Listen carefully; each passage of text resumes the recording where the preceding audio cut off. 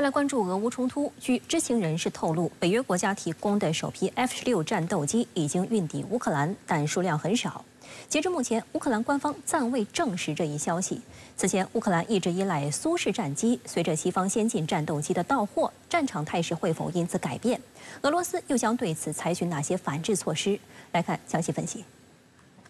美国官员当地时间7月31号向美联社证实，乌克兰已接收首批数量很少的美制 F-16战机。目前未知这批战机的具体数量以及来自哪些国家，但立陶宛外长兰茨贝尔吉斯当天表示，这批战机中包括荷兰运送的6架。此前，丹麦、荷兰、挪威和比利时都曾宣布愿意向乌军提供逾60架 F-16战机。北约多国更是在去年组成了所谓的 F-16联盟，由美国向乌克兰飞行员提供训练。据悉，首批乌克兰飞行员已经毕业。F-16是多用途战斗机，由美国洛克希德马丁公司生产，机动性强，航程远，可用于争夺空中优势，也可以对地攻击，擅长压制敌方防空系统。乌方一直以来希望依靠 F-16战机以及美国提供适配对空、对地弹药，夺取制空权，并反制俄军导弹攻击。而且 F-16战机生产量大，在全球范围广泛使用，也方便维修维护。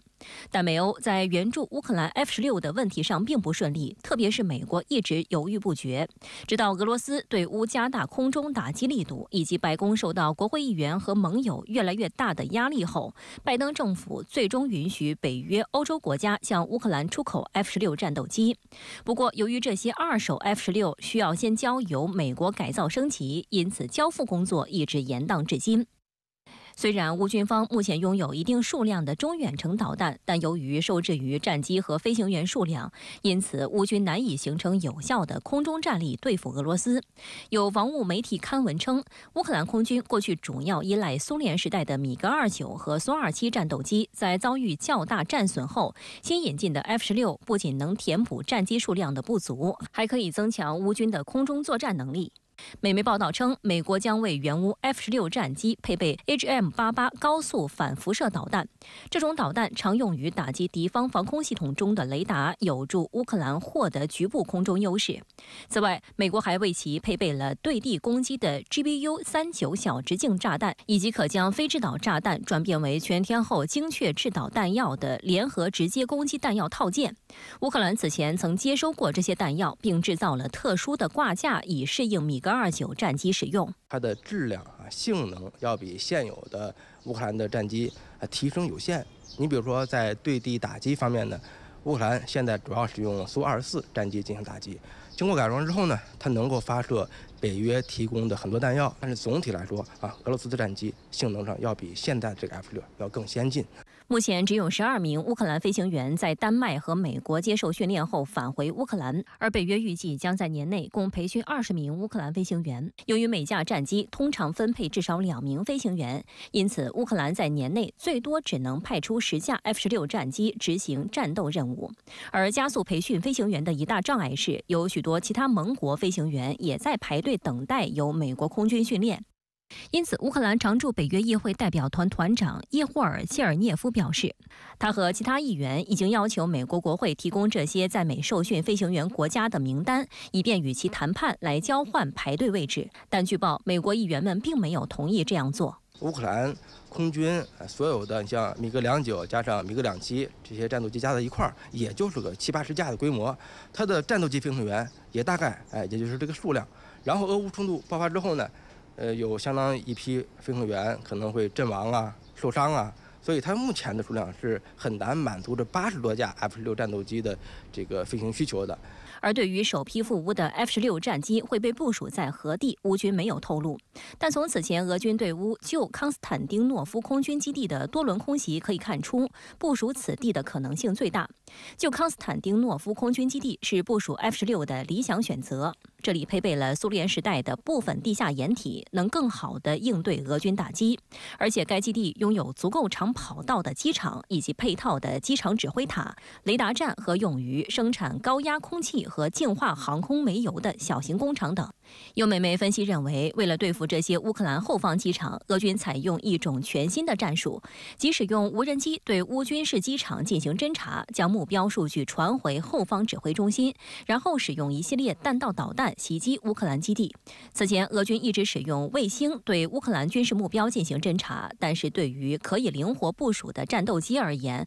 俄军侦察卫星无法实时提供这些基地的最新动态。而如今无人机的出现将大大改变这一劣势。为了应对俄军的这一战术变化，乌军开始大量使用战机模型，尤其是对于刚刚到货的 F-16战机，用这种古老的欺骗战术迷惑俄军侦察部队。除此之外，乌军此前还不停移动战机的位置，让俄军在寻找目标间疲于奔命。但由于 F-16战机对于配套设施要求更高，因此这一战术或不再适用。拜登政府自2021年上台以来，已批准10余轮对台军售，美方还对民进党当局的军事相关政策指指点点，这些都导致台军军费猛涨，明年预算又将创下历史新高。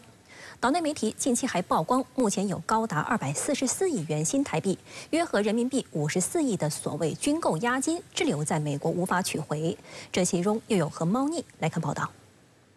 台湾地区审计部门最新披露，截至去年年底，台防务部门执行中的对美军购案合约终止准备金，目前仍有244亿元新台币滞留在美国无法取回，比2022年年底增加约126亿新台币。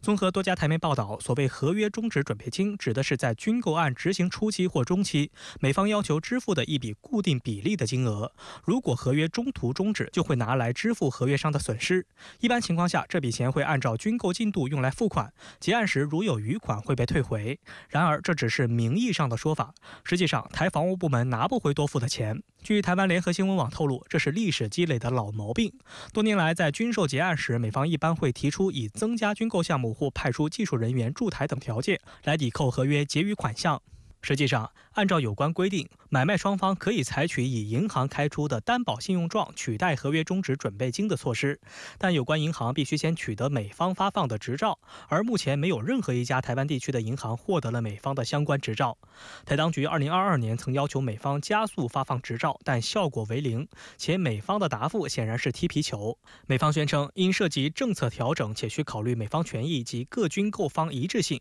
需交由美国国务院、财政部以及外部法务单位评估，因此无法提供确切完成日期。多家台媒直指，这等于给了台防务部门索要押金的正当行为喂了一颗软钉子。理论上，这个钱相当于台方先给美方一笔军购的定金防止台方去所谓的反悔。但现在是美方自己拖延，那么台方就讲，你既然拖延了，能不能先把定金退给我？那么美方又找出各种所谓的技术性的借口，实际上美方就是以此作为台方的一个要挟，也就是说，逼迫着台方在对美军购的这条道路上不能走回头路，不能反悔。台审计部门近日还警示，今年财政资金缺口近5000亿元新台币，未来5年也都将入不敷出。国民党籍民代李彦秀7月30号就表示，蔡英文执政时期财政纪律败坏，从选前大撒币、特别预算常态化、美化税收，超征到债留子孙等后遗症，财政地狱的苦果才刚刚要开始。台湾中时新闻网也发表评论文章指出，民进党当局的财政危机冰冻3尺非一日之寒。蔡英文执政时期，一方面举债扩大军事采购，一方面在选前以提振经济为由推出所谓前瞻基础建设。此外，为了2024年的台湾地区领导人选举，蔡英文大撒币笼络选民。赖清德上任不久，已可预见，在他任期内财政收支都将入不敷出。雪上加霜的是，7月29号，在台行政部门负责人卓荣泰听取2025年度台当局总预算报告案后，有知情人士透露，明年总体额度预计将高达6300亿元新台币，约合1393亿元人民币，较今年增幅约为5%，再度刷新历史纪录。实际上，台军方面近期也在为索要更多军费制造舆论，称明年适逢军事投资付款高峰期，预算需求一定会比今年高。值得一提的是，就在1个月前，美国前总统、共和党总统候选人特朗普曾公开点名台湾地区，要求台当局向美方支付保护费，以换取所谓军事保护。当时有岛内分析人士指出，特朗普此番言论就是要求赖清德当局增加防务预算。针对特朗普的这番言论，向来紧抱美国大腿的民进党装聋作哑，赖清德办公室默不作声。台行政机构负责人卓荣泰则嘴硬称，美台关系近几年来非常坚定，并宣称台湾愿意付出更多责任。对此，中国国民党籍民代赖士葆怒呛卓荣泰是怂包。台湾中国时报评论指出，特朗普在其美国总统任内多次对台军售，民进党当局简直是要什么给什么，不要的也硬塞，但购买的武器交货全部严当。台湾必须思考，如果真的照作，台湾与美国在不可能军事结盟的情况下，若两岸有事，美国将如何保护台湾？李国鼎科技发展基金会董事长王博元7月31号在台湾联合报专文称，台湾应该思考的是如何避战，降低台海危机，维持两岸和平。台方不应该刻意挑衅对岸的红线，升高危险后再寻求美国的支持，任其予取予求。说白了，虽然我们看到美方近期对于所谓的武装台湾、所谓的这个布局台海代理人战争、所谓的炒高这个台海冲突的一个风险，那么是非常的去进行这个大力的炒作，但实际上我们看到，从拜登政府现行的政策来看，台湾在美的这样一个战略和防务安全的一个优先级实际上并不高，而从台湾的方面来看，那么它已经被美国完全拿捏住了。实际上，美国拖欠交付对台军售的情况已经存在很久，截至今年6月，拖欠的总额已经高达205.3亿美元，规模最大的一笔是包括400枚导弹在内的100套陆基鱼叉导弹系统，其中32套系统、128枚鱼叉导弹原预计2026年交付，但按美公开资料，五角大楼2023年才下了该数量导弹的订单，预计2029年3月才能完成生产计划。虽然美国一拖再拖，民进党当局仍然是一买再买。按台当局电子采购网7月31号公布，台防务主管部门近期与美国在台协会签署资通系统提升先期规划标案，总金额为20.5844亿元新台币，约合4.6亿元人民币，执行至2026年12月31号。根据美国政府今年2月发布的公告，具体涉及的是 Link 16系统。台湾军事专家苏子云分析称，此案涉及军事深层合作。Link 16是美军现役的战术数据链系统，用于作战指挥。一旦台军装备，意味着双方能实时分享战场情报信息，增强 F-16V Block 70战机以及增购美制武器的效能。值得注意的是，美方近年来大力开发 Link 16与无人海空设备的接入性能，对台军售也有向无人装备倾斜的趋势。在7月23号的中国外交部例行记者会上，发言人毛宁明确表示，美国打着维护台海和平稳定的幌子，做的是赚取台湾民众血汗钱的生意。台湾是中国的台湾，不是美国干涉中国内政的棋子。美国对台军售违反一个中国原则和中美3个联合公报，中方坚决反对。美国实际上它的对台政策，我们看到它这种对于台海的介入的一个深度，包括对于中国大陆反独促统事业的一个破坏性和危害性，那么它不会随着两党的一个更迭而出现转向。在这个美国大选之前的这段时间，一方面是两党会升高打台湾牌，那么另外一方面就是要去防止岛内民进党与美方的特定的政治的一个人物和他的这个势力去产生勾连。